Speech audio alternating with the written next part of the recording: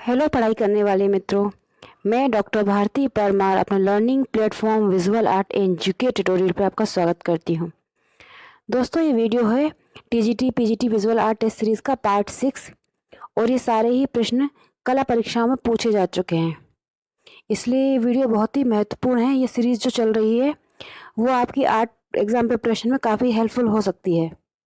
अगर आपको ये वीडियो पसंद आते हैं तो लाइक शेयर ज़रूर करें, और अगर आपने अभी तक मेरे चैनल को सब्सक्राइब नहीं किया है तो सब्सक्राइब जरूर कर लें और बेल आइकन प्रेस कर दें। आइए देखते हैं इस टेस्ट सीरीज का पार्ट 6 के प्रश्न।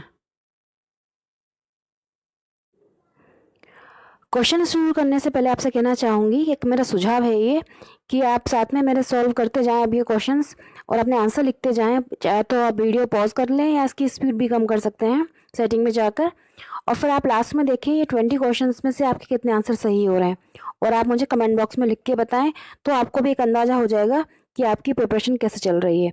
चलिए देखते हैं। पहला प्रश्न है, लियोनार्डो दा विंची के शिक्षक कौन थे? तो उनके गुरु थे, ऑप्शन नंबर जो है इसमें आप लिखिए या फिर कमेंट बॉक्स में साथ साथ में अब वीडियो देखते हुए आप उसके आंसर दे सकते हैं। तो लियोनार्डो दा विंची के शिक्षक थे वेरोशियो, ऑप्शन सी है इसका आंसर। लियोनार्डो दा विंची का जन्म हुआ था 15 अप्रैल 1452 15 अप्रैल 1452 को, और उनके शिक्षक थे वेरोशियो। उनका प्रसिद्ध चित्र सब जानते हैं, मोनालिसा, ऑप्शन सी है इसका आंसर। अगला प्रश्न है, फ्यूचरिज्म का उद्भव किस देश में हुआ? तो इसका आंसर है फ्यूचरिज्म का हुआ था इटली में, ऑप्शन बी है इसका आंसर।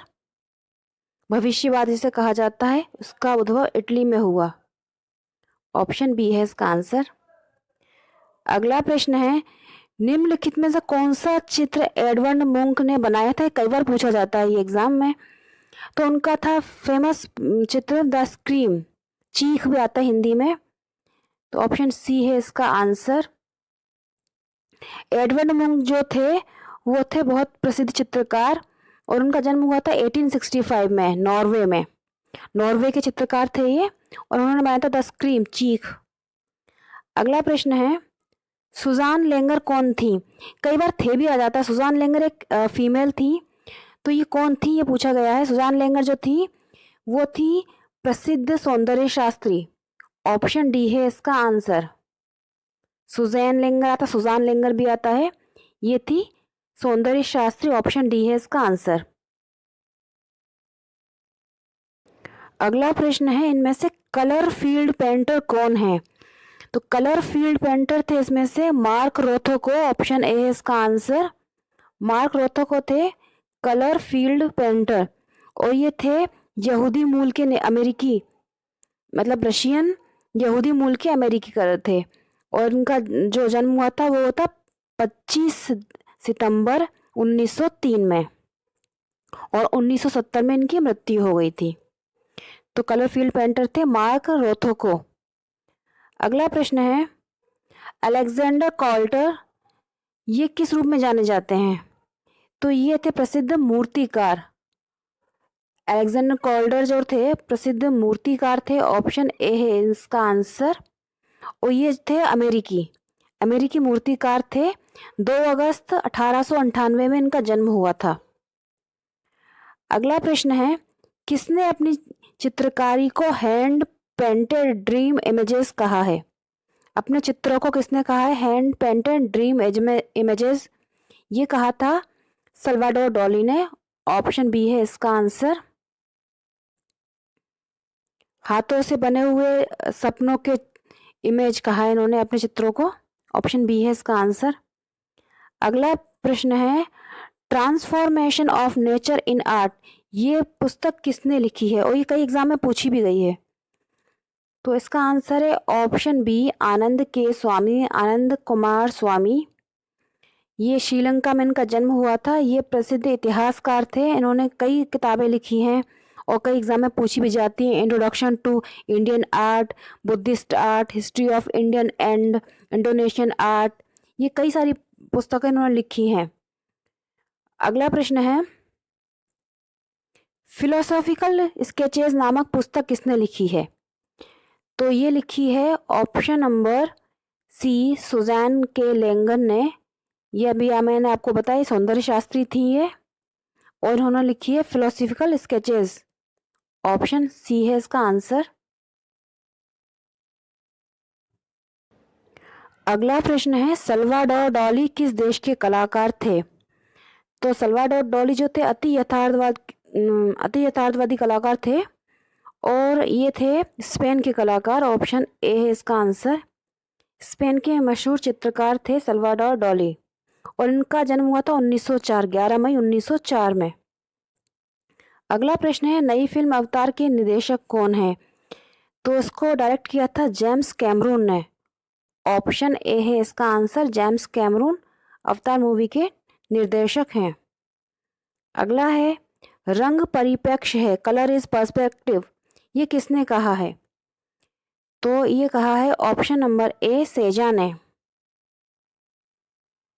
ऑप्शन ए है इसका आंसर सेजा।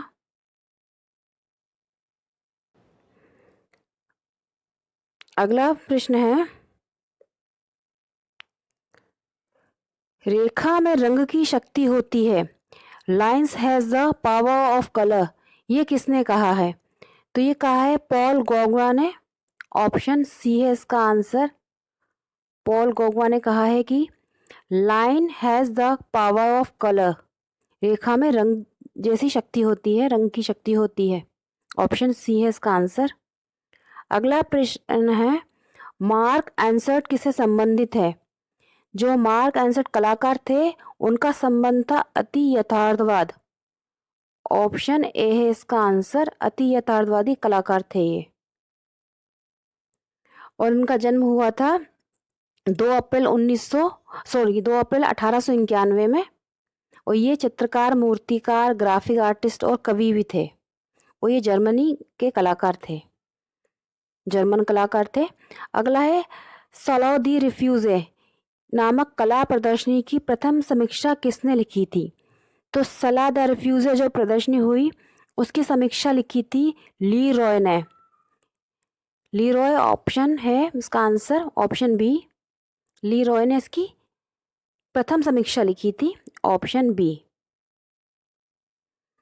अगला प्रश्न है सनराइज इंप्रेशंस के चित्रकार कौन है?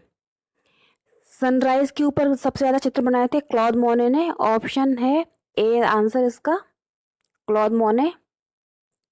क्लॉद मोने जो थे उनका जन्म हुआ था 14 नवंबर 1840 में, और उनकी मृत्यु हुई थी 1926 में।